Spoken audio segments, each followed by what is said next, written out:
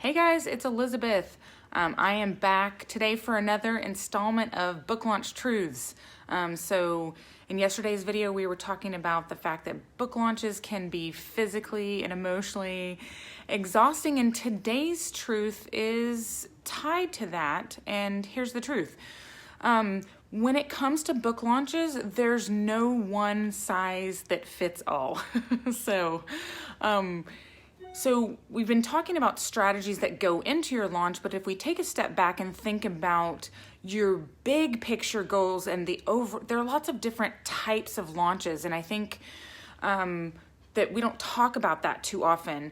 In fact, it's easy to when an author is first putting together their launch, they often look to the most recent launch that they observed. And so for many of you, say if you're starting to design your launch right now, you might have heard me talk about Joey Coleman's national best-selling launch for Never Lose a Customer Again and think, oh, I just need to look at what Joey did and determine what's going to be right for me. And that's so common. We can learn so much in observing the launches that, thought leaders and authors that we admire have put together, whether that be somebody like Joey or Seth Godin, Michael Porter, insert, the influencer that you really like and admire. And while we can learn so much from that, there's three problems with looking at a big national best-selling launch and trying to copy that strategy. The first one is that you likely have a different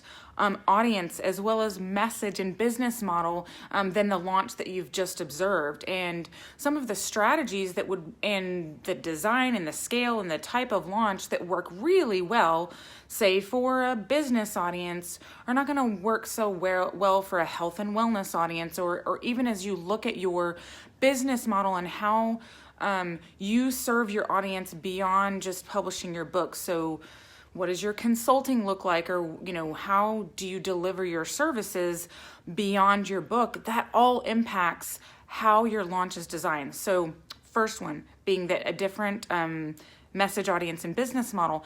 The second thing is that you're likely at a different stage than the author that you've just observed. So, Seth Godin is one of those influencers that we all love to love. And, Seth Godin is at the mastery stage as an influencer and a thought leader. And some of the things that will work really well for someone like Seth don't work for us, all of us who are at a different stage. And it's neither right nor wrong. It is what it is. But when you have a sense of your stage, and to be specific, what I'm talking about is, what's the size of your platform and community, and that's everything from, the newsletter subscribers you have to how big is your following on social media to, most importantly, what are some of those strategic relationships that you have with industry groups, conferences, companies, and organizations. All of those factors play into your ability to sell a certain number of books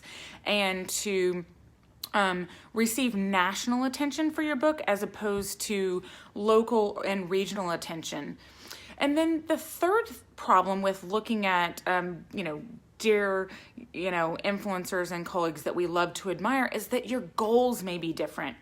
So in the case of Joey, his launch was definitely designed to be a national best-selling launch, and we were very specifically targeting the bestseller list. Pardon me with my little hair sticking up there. That's annoying me. I see that. Back to our programming. So for Joey's launch, we were very intentionally designing it as a national best-selling launch. And for so many authors, we're told that you have to be a bestseller in order to be successful, right? And while you want to make the most of your launch, nothing could be further from the truth. We don't have to be a bestseller and make a particular list in order to be deemed worthy to share a message, or number two, be chosen in order to be able to spread your message. There are many, many authors that I could share and examples that I could give of, authors who are selling, Bob Burg being one of them, who I mentioned a couple of weeks ago on my Facebook page. He sold close to 1 million copies of his first book, The Go-Giver, or his book, The Go-Giver, with John David Mann, and they didn't make the New York Times list or even the Wall Street Journal list. So I have another video on the myth of bestseller status, which I'll put in the comments below if you're interested in watching that. But it's easy to get caught up in the myth of bestseller, and if you take a step back and say, well, do I want to be a bestseller? Am I trying to be a New York Times or Wall Street Journal bestseller? And am I at the stage where that is possible? For so many of us, we may want that and desire that, but the reality is that to design a best-selling launch at a national scale for the New York Times or Wall Street Journal or USA Today, we're talking months of preparations, thousands of dollars, not just a couple of thousands, but $30,000, $40,000, $50,000. It's extremely expensive, and it requires so much in terms of a team, support, and resources.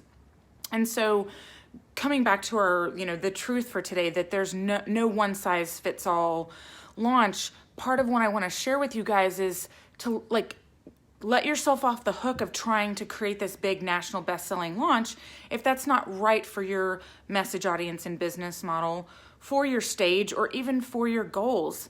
You can become an Amazon bestseller for an hour or a day, and that's really fun and exciting, and that can create some momentum.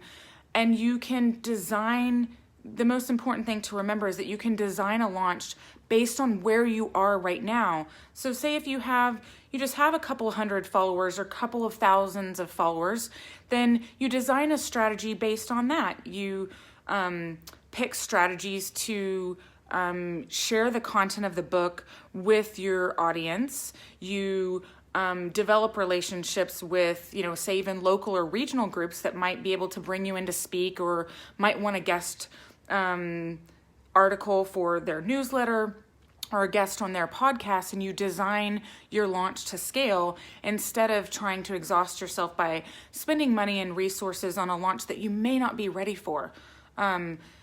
There's several different types of launches, and the key to being successful with your book is to understand your stage and to pick the type of launch that's going to work for you. So much more we can say about this, but for today, we'll just leave you with this truth that there's no one size fits all. And as long as you think about your message, audience, and business model, your stage as a thought leader, and really be honest with yourself about your goals. Do you want to invest thousands and thousands of dollars in months of time to hit a bestseller list that may or may not guarantee your success the day or week after your launch?